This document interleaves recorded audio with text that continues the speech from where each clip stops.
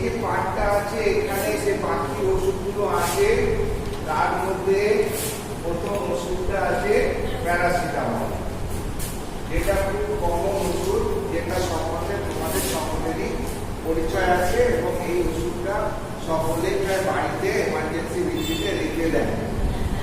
ঠিক আছে, এইটা জানতে গেলে পরে তার আগে যে জিনিসটা জানতে হবে সেটা হচ্ছে FEVER ফিভার। ফিভার আমাদের কাকে বলছি, কত প্রকারের ফিভার হলে কি কি সিমটম হয়, সাইন হয়, ফিভার হলে আমরা ভালোভাবে কিভাবে আমরা ম্যানেজ করি, সেই সব জিনিসগুলো ফিভার সম্বন্ধে আমাদের জানতে হবে।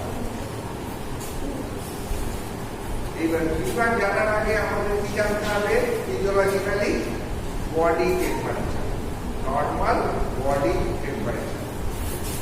নর্মাল বডি টেম্পারেচার আমরা যখন ফিজিওলজি পড়েছিলাম সেখানে দেখেছিলাম আমাদের শরীরে একটা অ্যাভারেজ টেম্পারেচার বর্তমান থাকে সবসময়, যেটাকে আমরা নর্মাল বডি টেম্পারেচার বলি।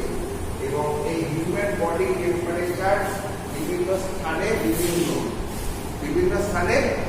বিভিন্ন, যেমন ধরো আমরা যে সমস্ত জায়গায় টেম্পারেচার মাপি তার মধ্যে একটা আছে AXI অ্যাক্সিলা, অ্যাক্সিলা মানে কম্বল যেটা, ঠিক আছে, axillary temperature LSRY, axillary temperature বলি থাকে TMCR, সেটা হচ্ছে 97.4 ডিগ্রি F, মানে হচ্ছে ফারেনহাইট।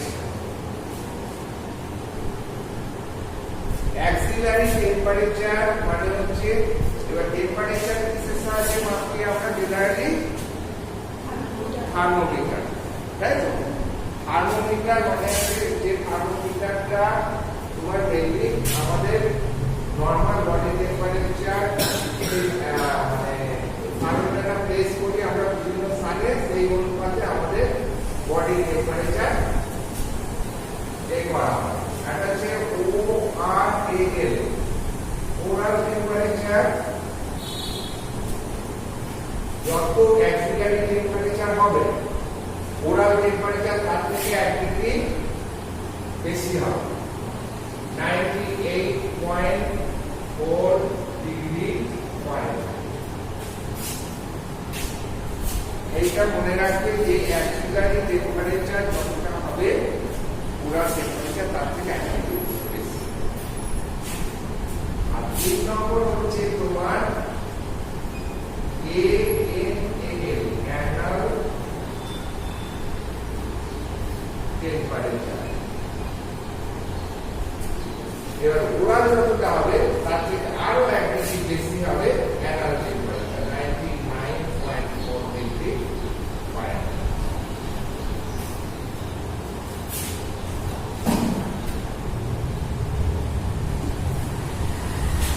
এইটা যদি আমি নরমালি জানি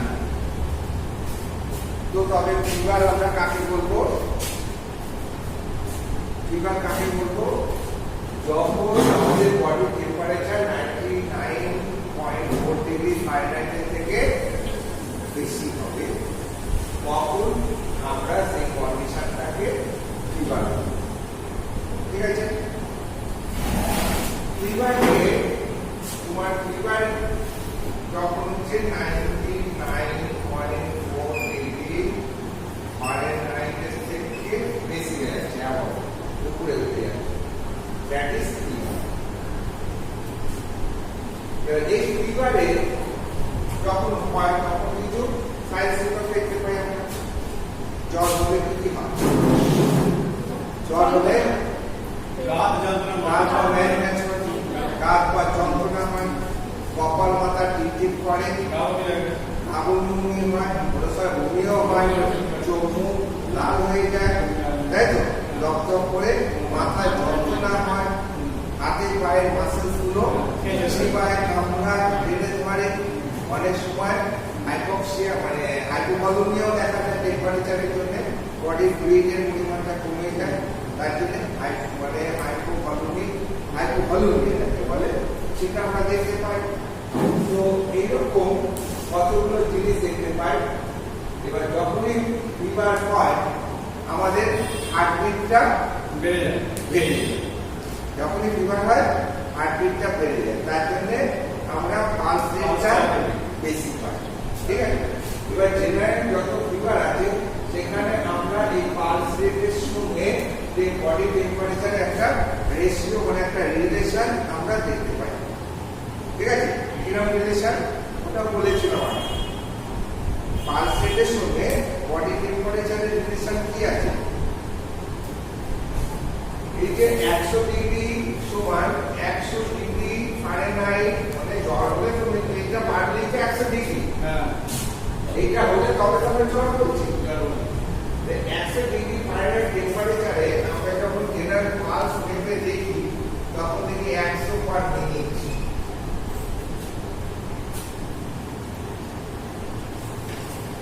যখন 99 থাকে অ্যাক্সিলারি তখন থাকে 90, যখন 97 থাকে তখন থাকে 80। তার মানে কি দেখছি, পার 1 ডিগ্রি টেম্পারেচার বৃদ্ধির জন্য 10টা করে পালস বৃদ্ধি, এই রেশিওটা হবে না।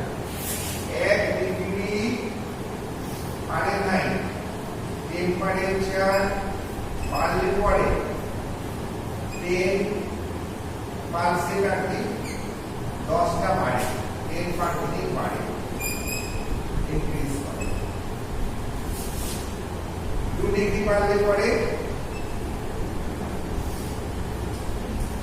20টা বাড়বে, নরমাল যা থাকে 20টা বাড়বে, 20টা বাড়বে। আবার 3 ডিগ্রি ফারেনহাইট বৃদ্ধি পেলে 30টা বাড়বে। এইরকম রেশিওতে পালস রেটটা বাড়তে থাকে বডি টেম্পারেচার। সেই জন্য একটা ফিভার কেসে অনেকটা কোশ্চেন করে, আমাদের একটা ফিভার কেসে তোমার কাছে টেম্পারেচার মাপার যন্ত্রটা নেই, সেটা ডিজিটাল থার্মোমিটারই হোক বা মার্কারি থার্মোমিটারই হোক, যাই হোক না কেন তোমার কাছে নেই। তো তুমি টেম্পারেচার অ্যাজিউম করতে পারবে রোগীটার কতটা টেম্পারেচার আছে, তখন গ্যাস নাও কেমন ভাবে স্যার আমি পালসের করে যদি আমি 120 পার মিনিট পাই, তাহলে জানবো তার শরীরে 102 ডিগ্রি ফারেনহাইট টেম্পারেচার। 100 সমান 100, 90 সমান 99 সমান 90, 110 সমান 101, 120 আছে মানে 102। টেম্পারেচার অ্যারাউন্ড 102 ওর আছে, কারণ পালসের হচ্ছে 120 পার মিনিট। যদি পালসের আমি 140 পার মিনিট পাই তবে জানবো ওর টেম্পারেচার অনেকটা হাই হয়েছে, প্রায় 104 ডিগ্রি ফারেনহাইট। তো এরকম পালস দেখে আমরা একটা রোগীর টেম্পারেচার অ্যাজিউম করতে পারি। ঠিক আছে, তো সেই জন্য সবসময় যে আমার কাছে যদি যত নাও থাকে আমি পালস রেটটা কাউন্ট করে বলে দিতে পারবো যে ওর অ্যারাউন্ড টেম্পারেচার কত। এই একটা রিলেশন তোমাদের প্র্যাকটিক্যাল ব্যাপার, যেটা তোমাদের চেম্বারে লাগবে, সেইটা তোমরা শিখবে। আর কি শিখবে ফিভার সম্বন্ধে? ফিভারের কমন সিমটমস কে গেলে, এইবার ফিভারের মধ্যে চরিত্রগত কিছু ব্যাপার আছে ফিভার। যেমন ফিভারকে আমরা কতগুলো সেকশনে ভাগ করি। একটা হচ্ছে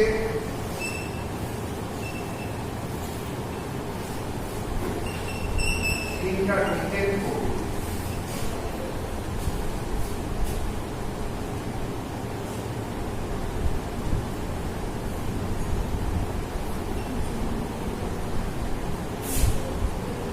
কন্টিনিউয়াস প্রকৃতি।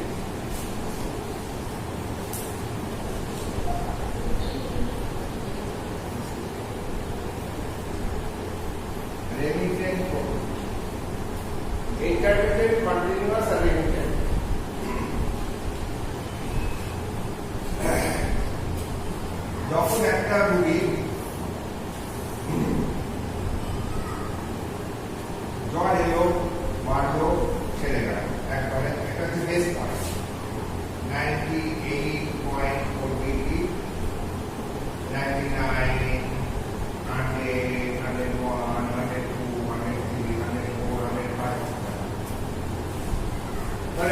জ্বর এরকম আস্তে আস্তে বাড়লো, 104.5 উঠলো, আবার কিছুক্ষণ স্টে করলো, একবারে নেমে বেস লাইনে চলে আবার জ্বর এলো না, দিন দুদিন ভালো থাকলো, আবার জ্বর এলো, সেরকম উঠলো, আবার এইরকম যখন জ্বরের প্রকৃতি হয়, জ্বর আসে কিছুক্ষণ হাই হয়, তারপরে ছেড়ে চলে যায়, সেই রকম প্রকৃতির জ্বরগুলোকে আমরা বলি ইন্টারমিডিয়েট ফিভার। এই জ্বর কিছুক্ষণের মধ্যে ছেড়ে চলে যায়, বডি টেম্পারেচার টোটালি নর্মাল হয়ে যায়, touch the normal temperature line. এইরকম জ্বর আমরা দেখতে পাই, খুব টিপিক্যালি দেখতে পাই ম্যালেরিয়াতে, যখন জ্বরটা কাঁপুনি দিয়ে আসে আর ঘাম দিয়ে ছেড়ে চলে যায়। এই ইন্টারমিডিয়েটের মধ্যে যদি এর সঙ্গে দুটো চরিত্র যোগ হয়ে যায়, কাঁপুনি দিয়ে আসে, কিছুক্ষণ থাকে, তারপরে ঘাম দিয়ে ছেড়ে যায়, এইরকম প্রকৃতি হলে পরে তখন আমাদের মনে সন্দেহ হয় যে এটা ম্যালেরিয়ার জ্বর, ম্যালেরিয়া রোগের জ্বর। ঠিক আছে, তোমরা ম্যালেরিয়া পড়েছো আগে, ম্যালেরিয়ার পজিটিভ অর্গানিজম কি জিজ্ঞেস করতে পারে, বলে গেল plasmodium virus, plasmodium malaria, plasmodium falciparum. Virus আর ফ্যালসিফেরাম এই দুটো হচ্ছে কমন, যারা ফ্যালসিফেরাম সেন্ট্রাল ম্যালেরিয়া হয় আর ভাইরাস কমন জেনারেল ম্যালেরিয়া, এবং 80% ভাইরাসই। ঠিক আছে, তো সেই ক্ষেত্রে কি হয়, কাঁপুনি দিয়ে জ্বরটা আসে, কিছুক্ষণ থাকে, তারপরে ঘাম দিয়ে ছেড়ে চলে যায়। ঠিক আছে, আবার কিছু জ্বর আছে এরকম ঘরের চরিত্র ইন্টারমিডিয়েট, আরো কিছু ক্ষেত্রে দেখতে পাওয়া যায়, যেমন হচ্ছে ইউটিআই, ইউরিনারি ট্র্যাক্ট ইনফেকশন। সেখানেও যখন জীবাণু মানে ভাইরাস বা ব্যাকটেরিয়া বা যে কারণেই হোক, যখন দেখা যায় প্যাথোলজিক্যাল যে পজিটিভ অর্গানিজম তার আধিক্য ব্লাডের মধ্যে বেড়ে যাচ্ছে, তখনই জ্বরটা আসছে। আবার কিছু পেচাপ করলো বা অন্য কিছু কারণে যখন দেখা যাচ্ছে ব্লাড থেকে প্যাথোজেন গুলো সংখ্যায় কমে আসছে, জ্বরটা ছেড়ে চলে, আবার যখন ব্লাডের মধ্যে আধিক্য আসছে, আবার জ্বর আবার ছেড়ে চলে যায়। এরকম ইউটিআই ক্ষেত্রে আমরা দেখতে পাই। তবে ইউটিআই ওরকম কাঁপুনি দিয়ে আসে, কিন্তু ঘাম দিয়ে ছেড়ে যায়, কাঁপুনি দিয়ে জ্বরটা আসে, তারপর ছেড়ে যায়। ঠিক আছে, তো এইরকম কিছু কিছু চরিত্র দেখে আমরা রোগ সম্বন্ধে জানতে পারি, ফিভারের চরিত্র দেখে। ঠিক আছে, আবার কিছু জ্বর আসে step ladder pattern, step ladder pattern, সেটা কি জিনিস? আচ্ছা, এইটাকে শেষ করে, এটা হচ্ছে ইন্টারমিডিয়েট। কন্টিনিউয়াসলি কিছু জ্বর আসে, ছেড়ে যায়, কন্টিনিউয়াস কদিন থাকে, তারপরে ছেড়ে চলে যায়। 115 হলো, 104 হলো, 105, 104, 105, 104, 105, 104, 3.5। অর্থাৎ 2 ডিগ্রি ভ্যারিয়েশন, 2 ডিগ্রি ফারেনহাইট থেকে কম। যখন ওঠা নামা, জ্বরের ওঠা নামা, তখনই তো বেস লেভেলটা ছবিই না। কন্টিনিউয়াস ফিভারে, কন্টিনিউয়াস ফিভারে একবার জ্বর এলে কিছুদিন হাই হয়ে তারপরে চলে যায়। ঠিক আছে, যেমন হচ্ছে তোমার সেরিব্রামের যত কিছু হয়, নিউমোনিয়ার যত কিছু হয়, লাংস ভিত্তিক যত কিছু হয়, ইনফ্লুয়েঞ্জাতেও হয়। তো এইরকম জ্বরগুলো মেনলি কি হয়, আসে এবং প্লে করতে থাকে, তারপরে 3-4 দিন প্লে করার পরে তারপরে লেভেল চলে যায়। যেখানে ডেইলি ভ্যারিয়েশন, দিনের তাপমাত্রার পরিবর্তন 2 ডিগ্রি ফারেনহাইটে কম হচ্ছে, সেই রকম গুলোকে বলছি আমরা কন্টিনিউয়াস টাইপ অফ। আর রেমিটেন্টটা কি, এই ভ্যারিয়েশনটা যদি আরো বেড়ে যায়, 2 ডিগ্রি থেকে বেশি হয়ে যায়, এই ভ্যারিয়েশনটা যদি 2 ডিগ্রি থেকে বেশি হয়ে যায়, অর্থাৎ 2 ডিগ্রি অ্যাবভ হয়ে যায়, এখানে 2 ডিগ্রি ফারেনহাইট থেকে অ্যাবভ হয়ে যাবে ডেইলি ভ্যারিয়েশন, আর এটা 2 ডিগ্রি ফারেনহাইট থেকে কম হবে ডেইলি ভ্যারিয়েশন। এইখানে কন্টিনিউয়াসের সঙ্গে রেমিটেন্টের পার্থক্য, বুঝতে পারছো?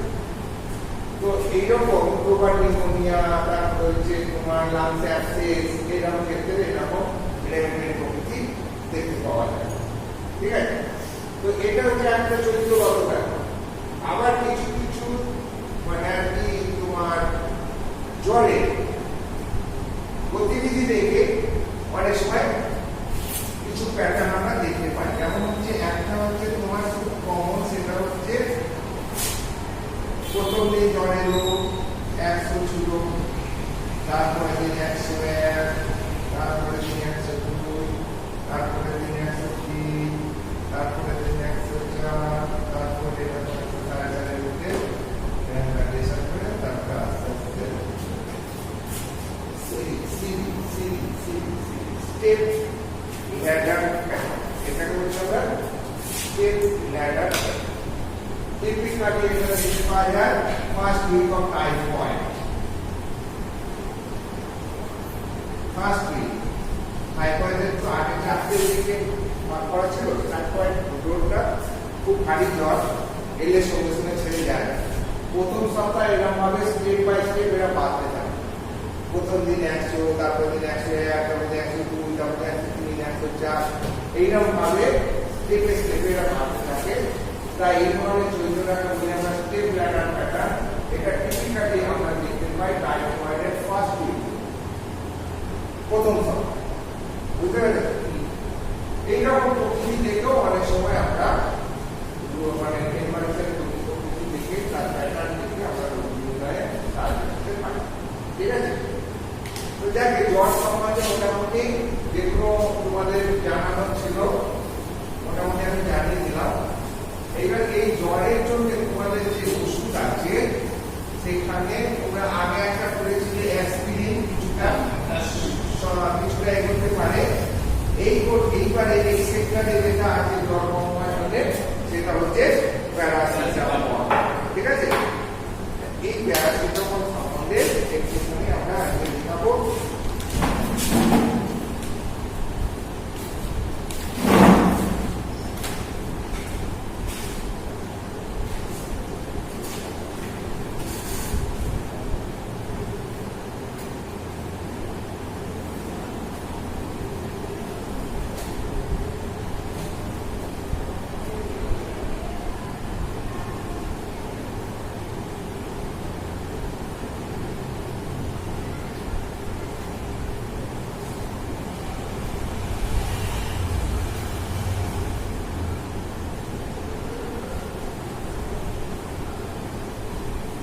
দেখো প্যারাসিটামল, ঠিক আছে,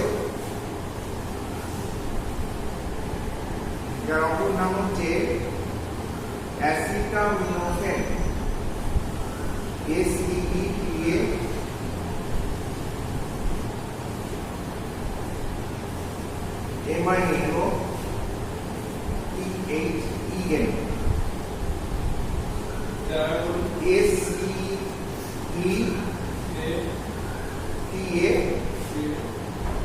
এমাইনো অ্যাসিটামিনোফেন, PHEN। ঠিক আছে, প্যারাসিটামল তার অপর নাম হচ্ছে অ্যাসিটামিনোফেন, CH9NO2, CH9।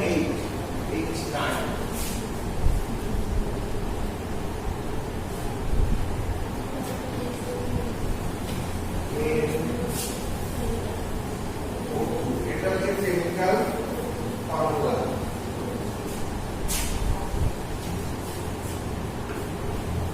প্যারাসিটামল যার কেমিক্যাল ফর্মুলা হচ্ছে CH9NO2, যার কমন নেম অন্য নাম হচ্ছে অ্যাসিটামিনোফেন।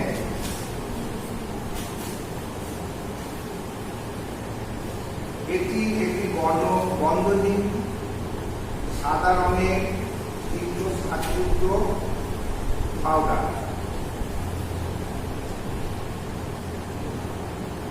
জলে দ্রবণীয়, গন্ধহীন কিন্তু সাদা রঙের পাউডার যাহা জলে দ্রবণীয়।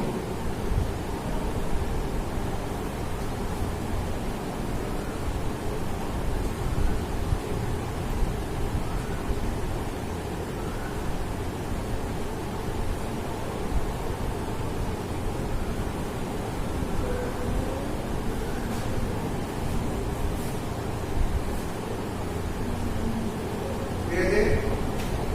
আচ্ছা, ইহা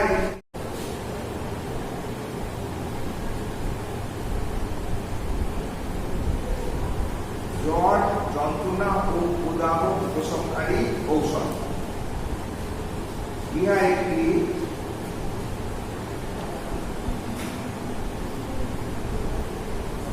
জ্বর, প্রদাহ ও ব্যথা উপশমকারী ঔষধ। জ্বর মানে যে অ্যান্টিপাইরেটিক, যা জ্বর ভালো করতে পারে। প্রদাহ অ্যান্টি ইনফ্লামেটরি, যেটা প্রদাহকে উপকার দিতে পারে। আর যন্ত্রণা উপশমকারী অ্যানালজেসিস। জেনে বলছে প্যারাসিটামল 3 ধরনেরই কাজ আছে।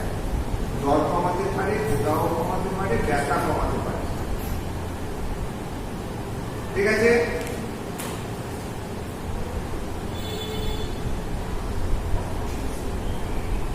ইহা মুখ দিয়ে খাওয়ার পর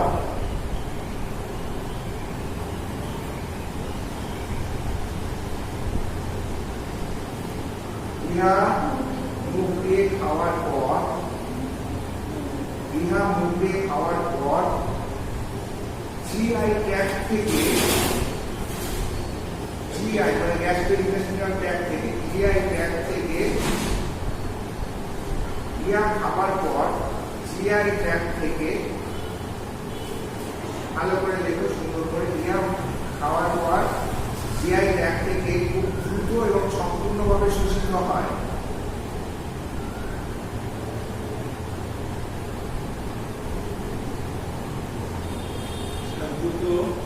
দ্রুত এবং সম্পূর্ণভাবে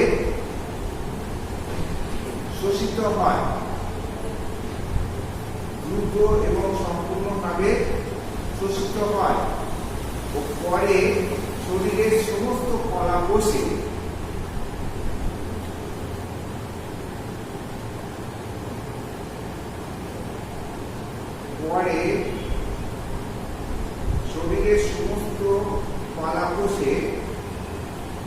সমানভাবে ছড়িয়ে পড়ে। সমানভাবে ছড়িয়ে পড়ে। পরিষ্কার সুন্দর করে লিখে এই জন্যই বললাম, তোমরাই 4 জন সাক্ষী। তোমাদের থেকে ডিমান্ড আসবে আর কি বললো চাইলে ভিতরে তো তোমরা সব দিয়ে দেবে। আমি আর দ্বিতীয়বার আর বলতে লাগবে না, বুঝতে পেরেছো? সেরকম ভালো করে লেখো, আস্তে আস্তে বলছি। তাহলে এটা লিখলে যে সমস্ত শরীরের সমস্ত কলাকোষে সমানভাবে ছড়িয়ে পড়ে। আচ্ছা, এবার দেখো ইহা লিভারে পাচিত হয়। ইহা লিভারে পাচিত হয়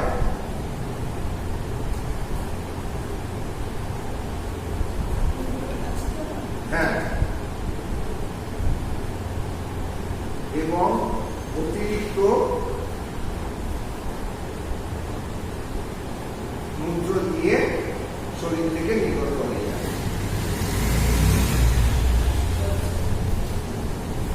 ইউরিন দিয়ে এসকেপ করে।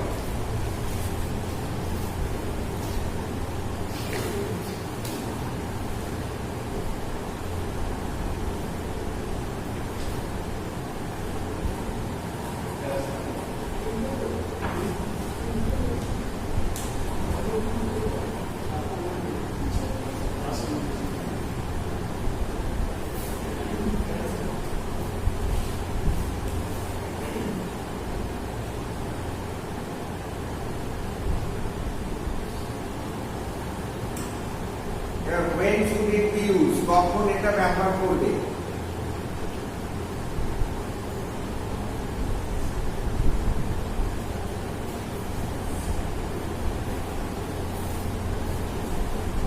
এই ওষুধটি 1 নম্বরে, এই ওষুধটি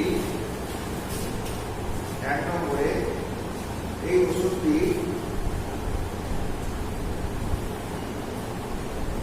যেহেতু অ্যান্টিপাইরেটিক, এই ওষুধটি যেহেতু অ্যান্টিপাইরেটিক,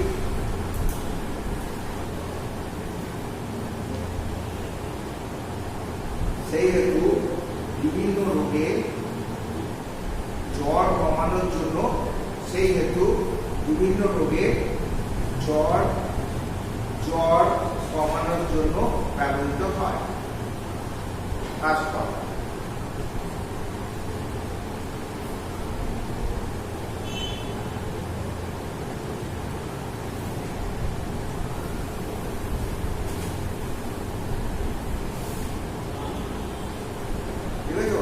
অ্যান্টিপাইরেটিক ANTIPYRECTIC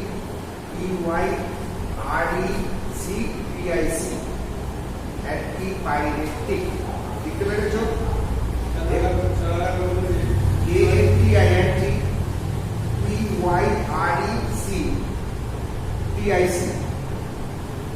অ্যান্টিপাইরেটিক। যেহেতু এটা অ্যান্টিপাইরেটিক ঔষধ, তাই বিভিন্ন রোগে জ্বর কমানোর জন্য এটি ব্যবহৃত হয়। 2 নম্বরে দেখো,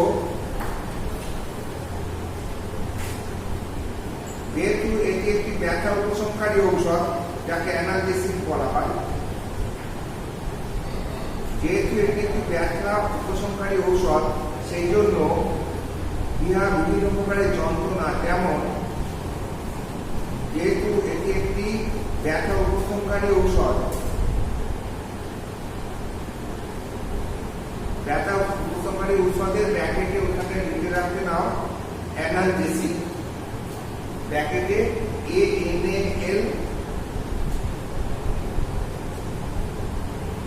ANALGESIC অ্যানালজেসিক প্যাকেটে লিখে দেবে। যেহেতু এটি ব্যথা উপশমকারী, প্যাকেটে অ্যানালজেসিক করে ব্যথা উপশমকারী ঔষধ, যেহেতু এটি বিভিন্ন প্রকারের ব্যথা, যেমন বলে কতগুলো লিখে যাবে, গায়ে ব্যথা, মাথা ব্যথা, দাঁতের যন্ত্রণা, কানের যন্ত্রণা, পেশি ও জয়েন্টের ব্যথা প্রভৃতি ক্ষেত্রে ব্যবহৃত হয়। যতগুলো মনে করুন, গায়ে ব্যথা, মাথা ব্যথা, গাঁটে ব্যথা, মাসেলসের ব্যথা, দাঁতের ব্যথা, কানের ব্যথা, সবেতে এই ওষুধটি ব্যবহৃত হয়।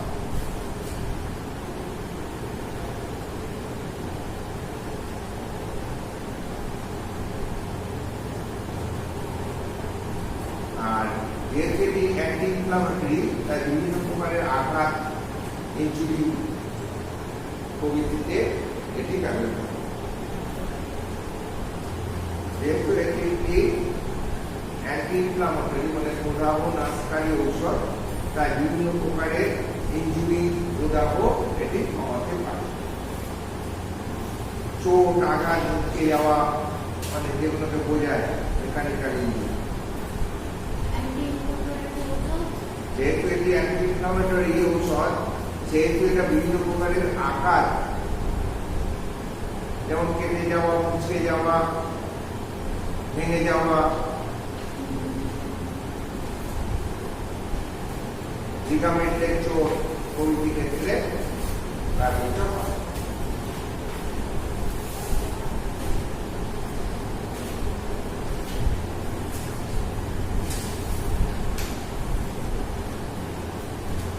প্যারাসিটামল এখানে হচ্ছে, বুঝেছো?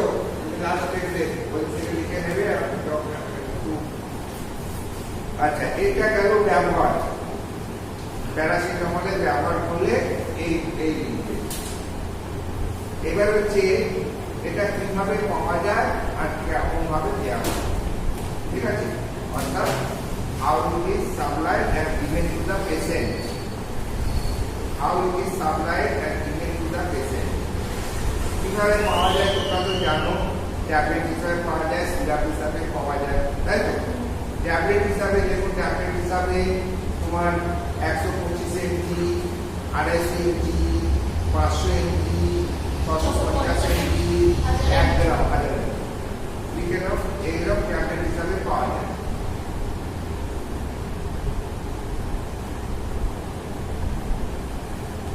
আর সিরাপ হচ্ছে 125 mg per 5 ml সিরাপ হিসাবে পাওয়া যায়। mg 250 mg পাওয়া যায়, আর 125 mg per 5 ml অথবা 250 mg per 5 ml হিসাবেও পাওয়া যায়। লিখে রাখতে হবে। 100 ট্যাবলেট হিসাবে পাওয়া যায়, যেমন 125 এমজি, 250 এমজি, 500 এমজি, 650 এমজি, 1 গ্রাম প্রভৃতি ট্যাবলেট হিসাবে পাওয়া যায়। এবার দেখবে সিরাপ হিসাবে পাওয়া যায় 125 এমজি পার 5 ml অথবা 250 এমজি পার 5 ml সিরাপ হিসাবে পাওয়া যায়। ঠিক আছে, এইবার মাত্রা কিভাবে দেবে? এজ ভিত্তিক আমি বলছি, 2 থেকে 6 মাস বয়স্ক বাচ্চাদের 2 থেকে 6 মাস বয়স্ক বাচ্চাদের 50 থেকে 100 এমজি 50 থেকে 100 এমজি করে দিনে 3 বার দেওয়া যেতে পারে। হলো, এবার দেখো 6 মাস থেকে 1 বছরের বাচ্চা,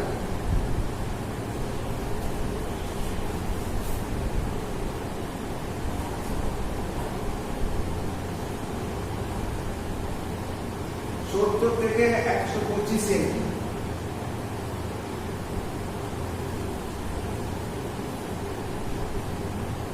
দিনে 3 বার 70 থেকে 125 এমজি দিনে যে 3 বার দেবো, কত ঘন্টা গ্যাপ?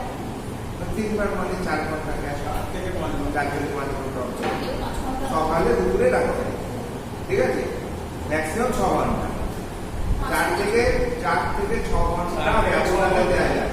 4 থেকে 6 ঘন্টা ব্যবধানে প্রয়োজন মতো দিতে হয়। এটার তো কোনো নির্দিষ্ট নেই, কোর্স নেই। জ্বর থাকলে খাবে, না থাকলে খাবে না, একে বলি আমরা SOS। হ্যাঁ, যখন প্রয়োজন তখন দেবে, ঠিক আছে। সেই জন্য এটা মোটামুটি আমরা দিনে 3 থেকে 4 বার দিতে পারি, 4 থেকে 6 ঘন্টা অন্তর, ঠিক আছে। এইবার দেখো 1 থেকে 6 বছরের বাচ্চাদের 1 থেকে 6 বছরের বাচ্চাদের 125 এমজি থেকে 250 এমজি 125 এমজি থেকে 250 এমজি দিনে 3 বার দেওয়া যেতে পারে।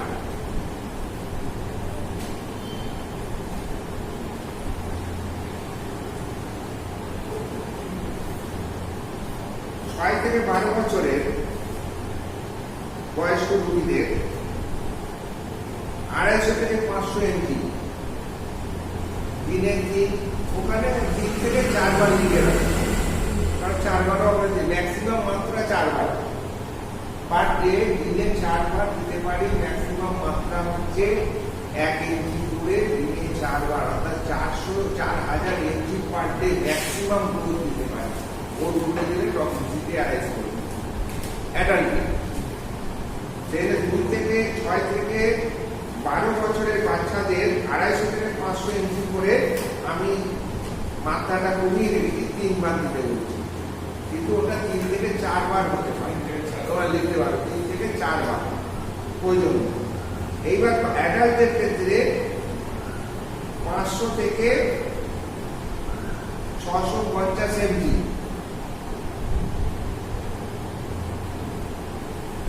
দিনে 3 থেকে 4 বার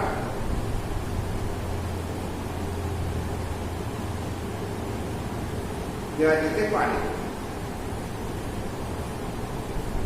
ঠিক আছে। লাস্টে একটা লাইনে লিখে রাখবো, দৈনিক ম্যাক্সিমাম অ্যাডাল্টদের দৈনিক ম্যাক্সিমাম 4000 এমজি খাওয়ানো যেতে পারে। দৈনিক 4 গ্রাম,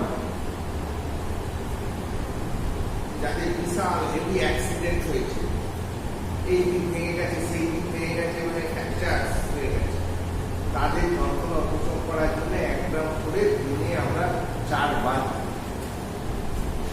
বুঝতে পারলেন? যেটা বলছে অ্যাডাল্টদের ক্ষেত্রে দৈনিক ম্যাক্সিমাম 4000 এমজি 3 থেকে 4টে ডিভাইডেড ডোজে ব্যবহার করা যায়, ঠিক আছে।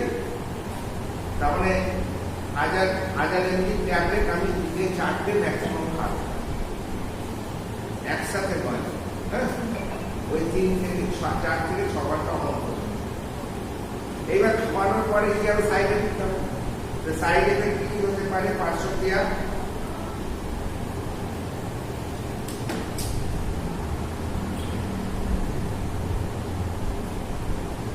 পার্শ্বক্রিয়া সাধারণত খুবই কম, তবে কোনো কোনো ক্ষেত্রে পেটে যন্ত্রণা হতে পারে, বমি ভাব দেখা দিতে পারে,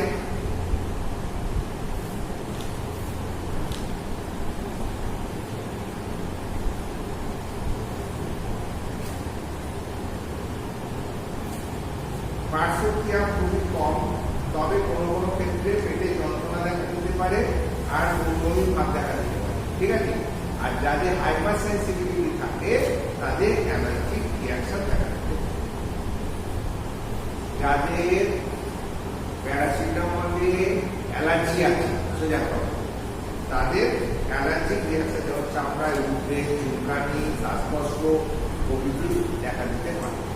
অ্যালার্জি স্যার ওটার ক্ষেত্রে কার কিসে আছে যেটা বলা মুশকিল। খেলেই হয়। হ্যাঁ, যেটা আমি কি বলবো, হ্যাঁ, কার কিসে আছে একবার ইতিহাস পেয়ে গেলে তখন ওটা নথিভুক্ত হয়ে যাবে যে এর প্যারাসিটামলে অ্যালার্জি আছে। হ্যাঁ। তার মানে ওটা যখনই ডাক্তারখানা যাবে বলে দিতে হবে যে ডাক্তারের প্যারাসিটামলে অ্যালার্জি আছে বা যে ওষুধটা সম্বন্ধে অ্যালার্জি আছে সেটা ডাক্তারকে অবগত করে দিতে হবে।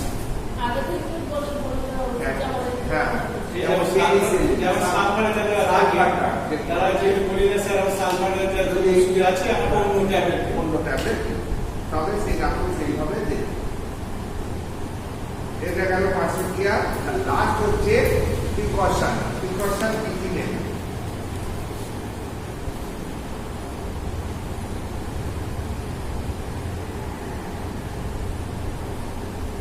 এক নম্বর হচ্ছে যাদের যকৃতের রোগ এবং প্রস্রাবের পীড়া আছে তাদের ক্ষেত্রে সাবধানে করতে হবে।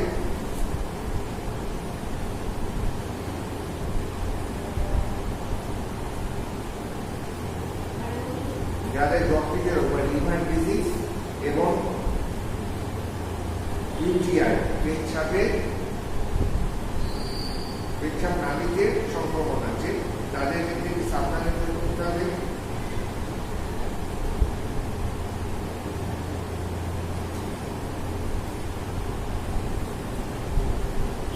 হয়েছে?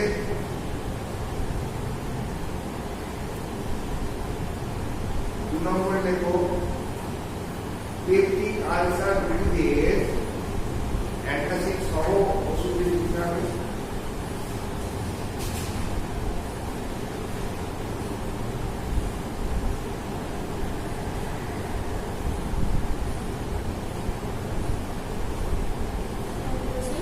সহ ওষুধ দিতে হবে। পেপটিক আলসার রোগীদের যদি ওষুধ ব্যবহার করা হয় তবে অ্যান্টাসিড সহ দিতে হবে। অ্যাসিড গার্ড দিয়ে ওষুধটিকে প্রয়োগ করতে হবে।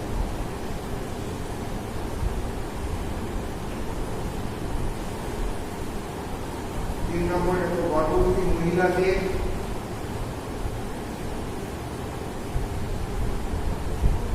কম মাত্রায় সাবধানে প্রয়োগ করতে হবে।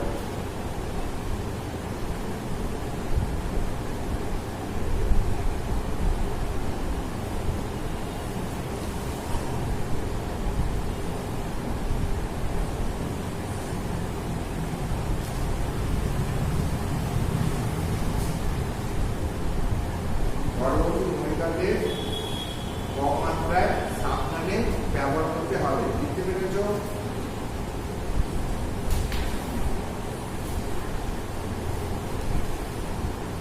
এই ঔষধ চলাকালীন তারপরটা দেখো, এই ঔষধ চলাকালীন অ্যালকোহল বা ওই জাতীয় কোনো নেশা করা উচিত নয়।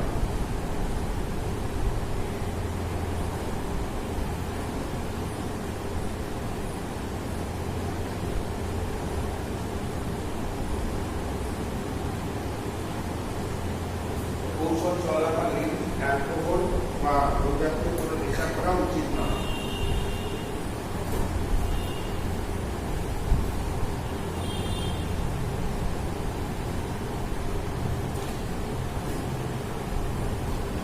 ওষুধটি খাওয়ার পর প্রচুর পরিমাণে জল খাওয়ার নির্দেশ দিতে হবে।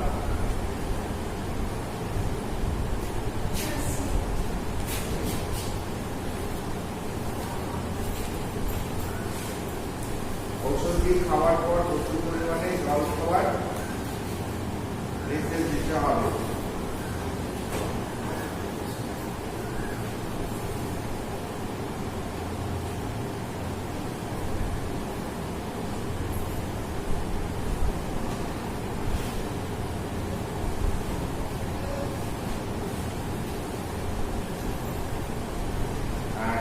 ট্যাবলেট এবং সিরাপ বাচ্চাদের থেকে দূরে রাখতে হবে।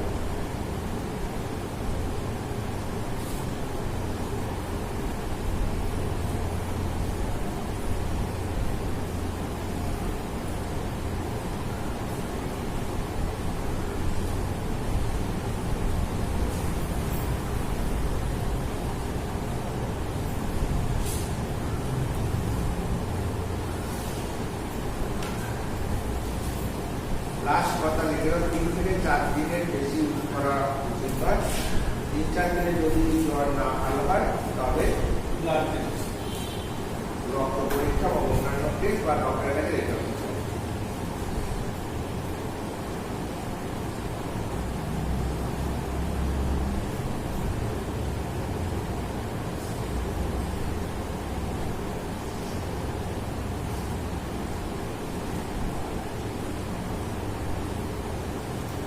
দিনের মধ্যে যদি ভালো না হয় তবে রক্তের বিভিন্ন পরীক্ষা করতে হবে।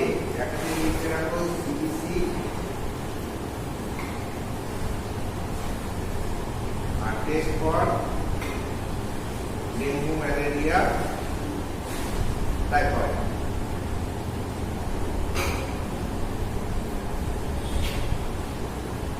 আর রুটিন এক্সামিনেশন অফ ইউরিনের রুটিন এক্সামিনেশন।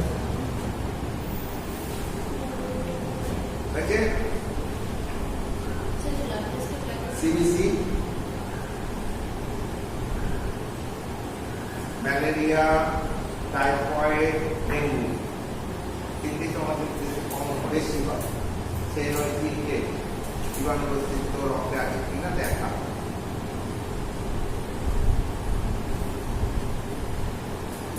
আর ইউরিনটা রুটিন এক্সামিনেশন করতে হবে। অনেক সময় ইউরিন ইনফেকশন থেকে বিভিন্ন প্রকারের জ্বরের সৃষ্টি হয়, সেই জন্য রুটিন এক্সামিনেশন করতে হবে ইউরিনটা। ঠিক আছে, এই হচ্ছে তোমার সাবধানতা অবলম্বন।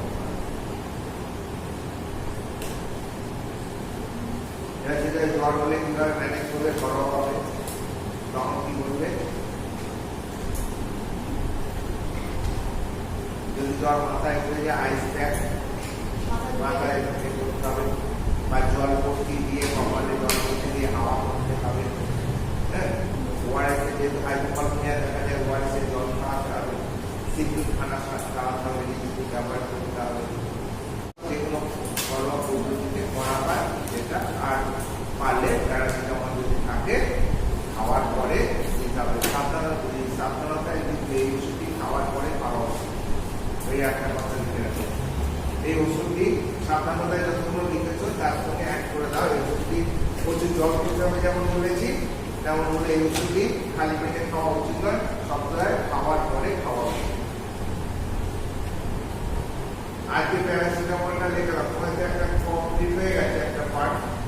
এরপরে নেক্সট পার্টে যে যে ওষুধগুলো আছে তার মধ্যে প্রথমে প্যারাসিটামল আছে, তো প্যারাসিটামল আমি পড়ালাম। এরপরের দিন আমরা তোমার পেনিসিলিন গ্রুপের যে অ্যান্টিবায়োটিক ওষুধগুলো আছে সেইগুলো তোমাদের পরে ক্লাসে পড়াবো। পেনিসিলিনের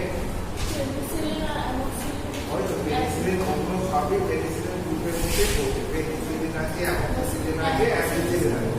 তোমাদের এই তিনটে ওষুধ আছে, এই তিনটে ওষুধই প্রকৃতি এক, তাদের কার্যক্রিয়াও এক। হ্যাঁ, অর্থাৎ মোটামুটি একটা জানলে পরে এই তিনটে সম্বন্ধেই জেনে যাবে। বুঝতে পারলে? তাহলে আগে প্যারাসিটামল হয়ে গেল, এরপরের দিন পেনিসিলিন গ্রুপটা পড়াবো। পেনিসিলিনের এই কোর্সে ছাড়াও পেনিসিলিন একটা বিশাল একটা মানে একটা সংসার, বিশাল সংসার পেনিসিলিন। বিভিন্ন জেনারেশনে পেনিসিলিনের বিভিন্ন আছে। ঠিক আছে, হ্যাঁ, এবারে পেনিসিলিন গ্রুপের অনেক ওষুধ আছে, বুঝতে পারলে? তো সেই রকম এই ওষুধগুলোর মধ্যে তোমাদের যেগুলো দেওয়া আছে খুবই সোজা সোজা করে, শুধু যেগুলো খুব সিম্পলি ইউজ হয় পেনিসিলিন, তো এখন সিনেমাতে ইউজ হয় না। ক্রিস্টালাইন পেনিসিলিনটা এখনো কম ব্যবহার। ক্রিস্টালাইন পেনিসিলিন 6 লাখ 12 লাখ এখনো ইন্ট্রামাসকুলার প্রয়োজন পড়ে, যেমন রিউম্যাটিক আর্থ্রাইটিসগুলোর ক্ষেত্রে। রিউম্যাটিক মানে হচ্ছে তোমার বিটা হিমোলাইটিক ব্যাকটেরিয়া আছে, স্টেপ্টোকক্কাস বিটা হিমোলাইটিকাস। স্টেপ্টোকক্কাল ইনফেকশনের জন্য তোমার রিউম্যাটিক একটা ফিভার হয়। এটা তোমার 2 থেকে 10 বছরের বাচ্চাদেরই বেশি হয়, মেয়েদের ক্ষেত্রে বেশি দেখা যায়। খুব লো গ্রেডের একটা ফিভার এফেক্ট করে। ওই ব্যাকটেরিয়াটা কিন্তু খুব মারাত্মক।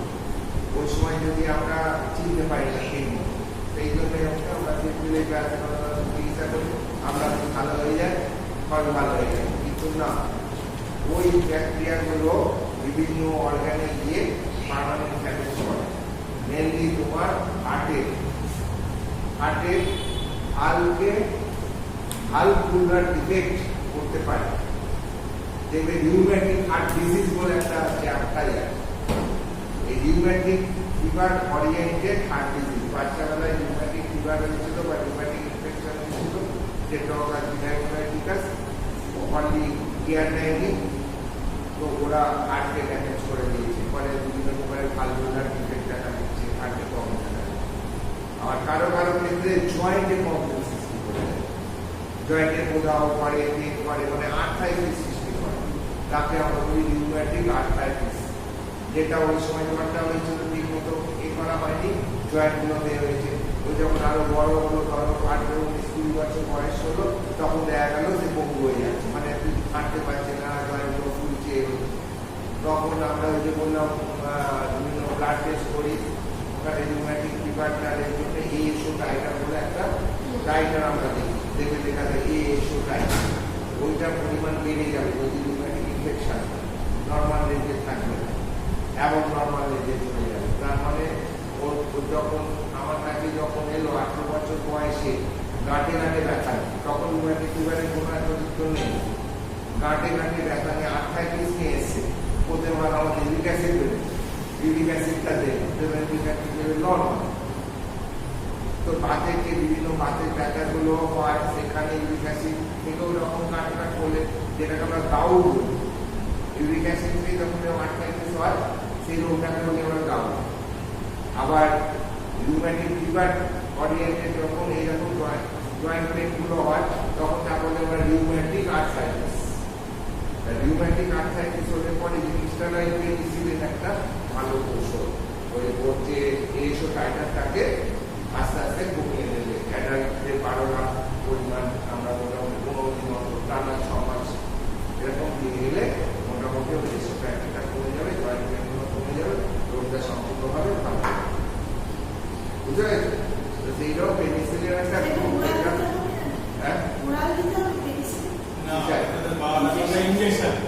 ওরালে কি হয় আমি বলে দিচ্ছি, তোমার পড়াবো আবার বলবো। এই যে আমাদের অ্যাসিড ব্যারিয়ার আছে না, অ্যাসিড ব্যারিয়ারে এই ওষুধটা অনেকটা নষ্ট হয়ে আছে। ওরা পেন্টি 800, তারপরে পেন্টি 400 এরকম আছে, বুঝতে পেরেছো? ওদের পাওয়ারটা 400 মানে 400 কি নয়, বুঝতে পেরেছো? 400-এ 4 লাখ ইন্টারন্যাশনাল উইক আছে, 800-এ 8 লক্ষ ইন্টারন্যাশনাল উইক আছে। আমরা যেমন 12 লাখ পাওয়ারটা লিখছি, 12 লাখ মানে কি 12 লাখ ইউনিট, ওটা বুঝতে পেরেছো? ওই পাওয়ার, ওই পাওয়ারে অ্যাডাল্টের দিলে পরে মোটামুটি কাজটা হয়। তবে ইনজেকশন IF দিলে পরে আর খাওয়ানো, এই দুটোর মধ্যে আকাশ পাতাল তফাৎ হয়ে যায়। যেমন এটা খাওয়াচ্ছি আমরা 8 লাখ হয়তো খাওয়াচ্ছি, কতটা বডিতে যাচ্ছে সেটা আমি বাইরে থেকে যাচ করতে পারছি না, কারণ কতটা নষ্ট করে দিচ্ছে গ্যাস্ট্রিক ব্যারিয়ার, আর কতটা করবে সেখানে আমি কোনো ডোজের পাবো না। ভাইরাস আমি যদি ইনজেকশন ফর্মে যাই, আমি মাত্রাটা নির্ধারণ আমার কাছে থাকে। বুঝতে পেরেছি? ওই জন্যই ক্রিস্টালাইন পেনিসিলিনকে আমরা খাওয়াতে দিই না, ইনজেকশনের মাধ্যমে শরীরে বুঝতে পেরেছে? আজকে ক্লাস হ্যাঁ, এবার তাহলে কি ওরা ব্যবহার হয়, কিন্তু এখন এত ভালো অ্যান্টিবায়োটিক আমার হাতে এসে গেছে, ওরা প্রয়োজন হয়, আমরা অন্য গ্রুপ ব্যবহার করি। বুঝতে পেরেছেন? আরো ভালো শক্তিশালী, এটা তো প্রাচীন গ্রুপ, পেনিসিলিন হচ্ছে অ্যান্টিবায়োটিকের ফার্স্ট শুরুয়াত। আজকে যখন 1890 হবে, তার আগে কিন্তু আমাদের চিকিৎসা বিদ্যার হাল খুব খারাপ ছিল। অ্যান্টিবায়োটিক আবিষ্কারের পর থেকে আমাদের চিকিৎসা বিদ্যার উন্নতি, বুঝলে? আর তার শুরুয়াতই ছিল পেনিসিলিয়াম মোটেটাম নামক ছত্রাকটা, যেখানে আলেকজান্ডার ফ্লেমিং প্রথম দেখিয়েছিল যে এই ছত্রাক কত জীবাণুকে ধ্বংস করতে পারে। প্রথম ঔষধ আবিষ্কার হয়েছিল ওইখান থেকে, মানে অ্যান্টিবায়োটিক ওষুধ, সেখান থেকে অ্যান্টিবায়োটিকের যাত্রা শুরু। আজকে অ্যান্টিবায়োটিক অনেক দূর এগিয়ে চলেছে, বুঝতে পেরেছেন? তো আমাদের অত কিছু নেই, আমাদের অত চিন্তাও নেই। আমাদের সিম্পল 4টে ওষুধ আছে, এই ওষুধগুলো দিয়ে আমাদের পরীক্ষা দিতে হবে। তবুও তোমরা ইচ্ছা করলে তো জ্ঞান তো সবাই দিতে পারে যেভাবেই, আমাকে তো জ্ঞানী হতেই হবে। এখানে পরীক্ষা পাস করাটা কোনো ব্যাপার নেই। আমার মুখ্য উদ্দেশ্য তো মানুষের সেবা করা। সেখানে সেবা করতে গেলে তোমাকে আরো শিখতে হবে, আরো জানতে হবে। এইটা শুরুয়াত। আমি এর মধ্যে সীমাবদ্ধ থাকি। আমার মেন উদ্দেশ্য আমাকে রোগীর উপকার করতে হবে। এবার সেইটা আমাকে, এইটা একটা তো মানে কাঠগুলোর মধ্যে একটা কাগজ তোমাদের দেবে, যেটা হচ্ছে রক্ষা পাবো, বুঝতে পেরেছ? আর কিছু নয়। এর কোনো যে ভ্যালিডিটি আছে তা কিন্তু নয়, আমি যেটুকু জানি। কারণ আমাদেরকে এখন সিস্টেমাইজ করে দিয়েছে, মেডিকেল এডুকেশনটা যে সিস্টেমাইজ করে দিয়েছে, সেই সিস্টেমাইজটা অল ওভার ইন্ডিয়া একটা সেম সিস্টেমে চলছে। সেখানে কেউ কিছু ডুপ্লিসিটি করতে পারবে না। সেখানে একটা কমন টেস্ট হচ্ছে, যেটাকে আমরা বলছি নিট। সেই নিটের মাধ্যমে যত মেডিকেল সিস্টেম আছে তাকে আনা হচ্ছে, বুঝতে পেরেছ? ওটা ছাড়া কোনো মেডিকেল সিস্টেম করতেই পারবে না। আজকে যে এএনএম টেএনএম গুলো হয়ে যাচ্ছে সামনের দিনে, এগুলো ওই নিটের মাধ্যমেই করতে হতে হবে। ফাদার, এই ব্রাদার সিস্টার চেক করছে বিভিন্ন হসপিটালে, বুঝতে পেরেছ? এই ব্রাদার সিস্টার হতে গেলেও ওই নিচে বসতে হবে। যাকে তাকে ব্রাদার সিস্টার করা যাবে, বুঝতে পেরেছ? এখনো পর্যন্ত সিনিয়র নার্সিংটা, তারপরে ডেন্টাল, তারপরে এমবিবিএস, এগুলো সব নিটের মধ্যে চলে এসেছে। হোমিওপ্যাথি, আয়ুর্বেদিক সব অল নিট ছাড়া কিছু করতে পারবে না মেডিকেল সায়েন্স। ইউনানিও যদি তুমি করতে চাও, তোমাকে নিতে করতে হবে। আয়ুর্বেদিক নিয়ে করতে চাও, তোমাকে নিতে করতে হবে। হোমিওপ্যাথি নিয়ে করতে গেলে নিতে করতে হবে। অ্যালোপ্যাথি নিয়ে করতে গেলে নিতে করতে হবে। ডেন্টাল নিয়ে করতে গেলে নিতে করতে হবে। সিনিয়র যে নার্সিংটা, ওটাও শুনছি নিটের মধ্যে টেনে নিচ্ছে। তো এর বাইরে কিছু নেই, কি বুঝতে পেরেছ? এর বাইরে যত কিছু আছে সব ভুয়া। মানে জাস্ট কিছু কিছু জায়গা আছে যেখান থেকে এগুলো দিয়ে দেখে বেঁচে যাওয়া যেতে পারে। যেমন তুমি এখান থেকে ডিগ্রিটা নিয়ে ডাক্তার করতে পারবে না। ফার্স্ট কথা বলেছে তোমাদের, সবাই তুমি ডাক্তার নাও, আমি তো ডাক্তার, আমি স্বাস্থ্য করি, মানে ওনার ভালো চেয়ে ভালো করতে চেয়েছিলাম স্বাস্থ্য, তাই আমি প্রোভাইড করছি। এই তো আমার, তার জন্য আমার ডিগ্রি আছে, আমি দিতে পারি। ওয়ার্ল্ড অর্গানাইজেশন জায়গাটা আমার এইটাই, আর কিছু। কিন্তু কাউকে যদি তুমি মেরে ফেলো, সেক্ষেত্রে তুমি দোষী সাব্যস্ত করো। মেরে ফেলার অধিকার তোমার, উপকার করার অধিকার, বুঝতে পেরেছ? সেটা খুব সাবধানে মরে যাওয়ার আগে ছুড়ে দিতে হবে। সেটা বললাম 3-4 দিনের বেশি প্যারাসিটামল খাওয়াবে না, যদি বুঝতে না পারো রেফার করে দাও, বা হসপিটালে ভর্তি করে দাও। যাও হসপিটালে চলে যাও, ওরা বুঝে নেবে কি হয়েছে না। হ্যাঁ, না পারলে রেফার করে দেবে। একটা রোগীর তার 2 দিনে মনে না, প্যারাসিটামল দিয়ে যাচ্ছে, জ্বর কমছে, আবার ঘুরে চলে আসছে, আবার দিচ্ছি, আবার কমছে, আবার দিচ্ছে, আবার কমছে। সেটা তো আমার হাতে না করছে, সে 3-4 দিনের বেশি প্যারাসিটামল দেওয়া উচিত না, সাবধানতা লিখেছে। তখনই আমাকে জানতে হবে কোথা থেকে জ্বরটা আসছে। যদি আমি নিজে ভাবি যে আমি পারবো, তবে টেস্টগুলো আমি নিজেই করতে দেবো। আর যদি নিজে আমি ঝামেলা নেবো না, তো আমি রেফার